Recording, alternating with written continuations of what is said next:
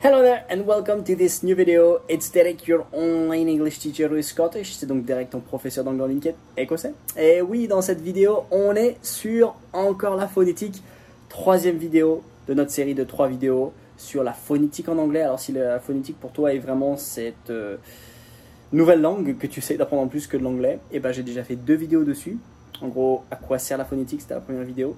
La deuxième vidéo, c'était quels sont les sons de diphtongue que tu dois connaître, les sons plutôt difficiles.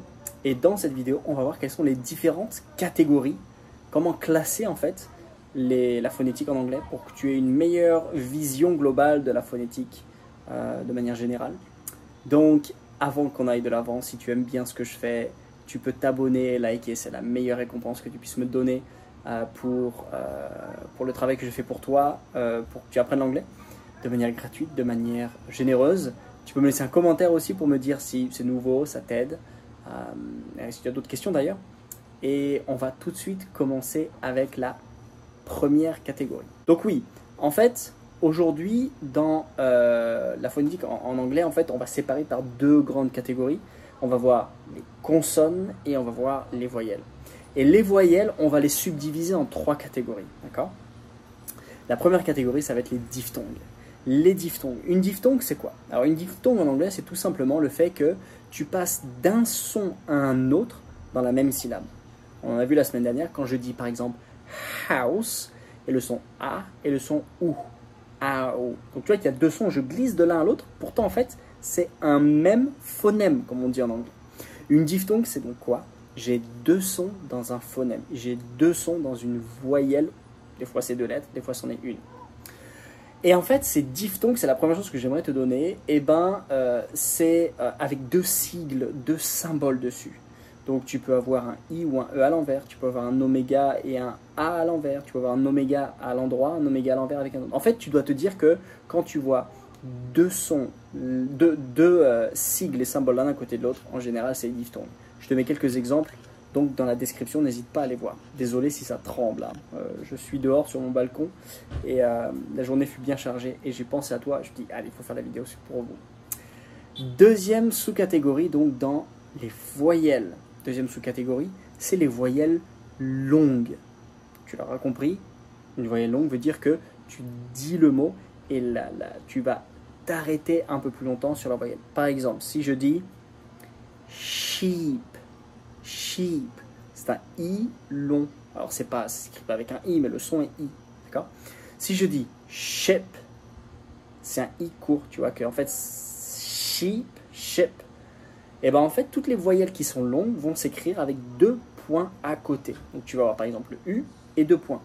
Le O et 2 points. Le A et 2 points. Le I et 2 points. Donc, quand tu vois 2 points à côté d'une voyelle, qu'est-ce que ça veut dire? C'est une voyelle longue que tu dois dire longtemps. Donc, sheep, car, ok? Car, c'est un I long, c'est pas comme hat, tu vois?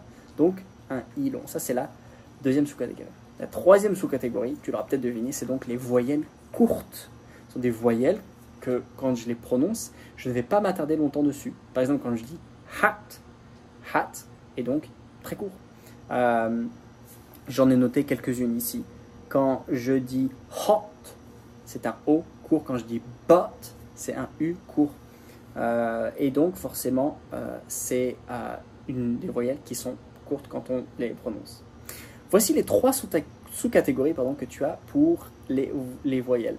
Maintenant, les consonnes, on va mettre un paquet de consonnes ici. En fait, les consonnes sont un peu toutes dans les mêmes.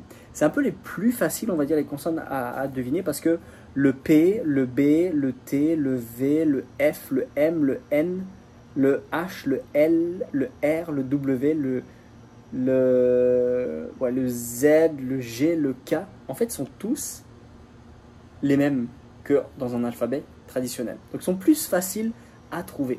Ils sont plus faciles à comprendre.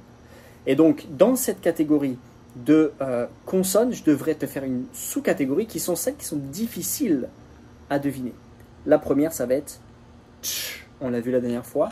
C'est cette espèce de grand S qui fait office de ch. Le deuxième, c'est le son, dj. J. Donc c'est un espèce de 3. Pareil, je vais te le mettre. Le son TH, on les a vus. Et puis le Y, comme yes, ça s'écrit J. Donc attention, le J, c'est pas un J. Le J, c'est le Y. Ok, Y. Okay. Donc voilà les 4 catégories que je voulais te laisser. Je les répète. La première, c'est les diphtongues. La deuxième, c'est les voyelles longues. La troisième, c'est les voyelles courtes. Et la quatrième, bah, c'est vrai que dans les consonnes, elles sont toutes transparentes, sauf les quelques-unes que je t'ai mentionnées. J'espère que ça t'aide. Maintenant, tu vas pouvoir tout simplement me laisser un commentaire, liker, commenter et partager. And I'll see you next week for a new video. Bye!